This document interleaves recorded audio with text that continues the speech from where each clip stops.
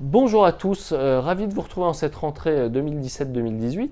Aujourd'hui, j'ai envie de vous expliquer pourquoi je pense qu'il faut arrêter de parler de la transformation digitale. Pourquoi ce terme devient trop réducteur face à l'ensemble des enjeux de l'entreprise aujourd'hui. Il faut bien comprendre déjà quand on parle de digitalisation que le premier enjeu, c'est de répondre aux nouvelles attentes, aux nouvelles exigences et aux nouveaux usages des clients. Et si vous ne le faites pas, vous risquez de vous faire sortir du marché par des acteurs beaucoup plus innovants, par des startups.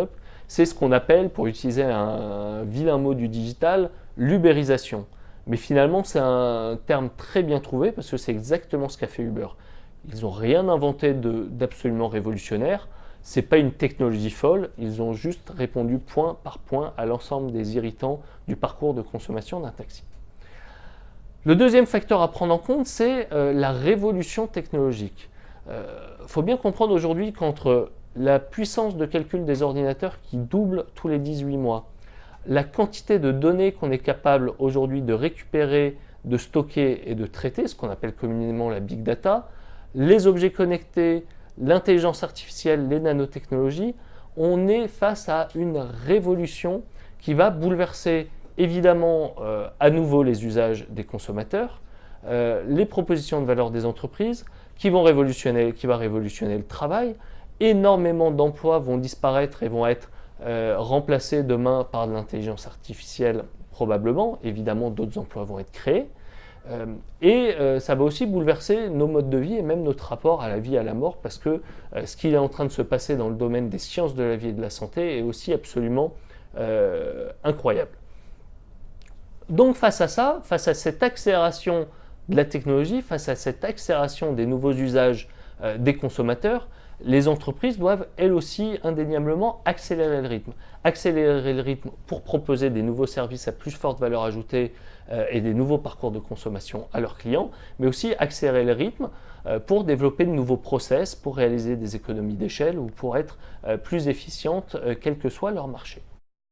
Alors pour accélérer le rythme de l'entreprise, évidemment, il ne suffit pas de mettre plus de pression et plus de tâches à l'ensemble des collaborateurs. Si ça fonctionnait comme ça se saurait, et heureusement que ce n'est pas le cas. Il s'agit de développer véritablement de nouveaux modes de travail. Alors là, je vais utiliser quelques buzzwords qu'on entend à toutes les sauces en ce moment, mais qui cachent des vraies réalités.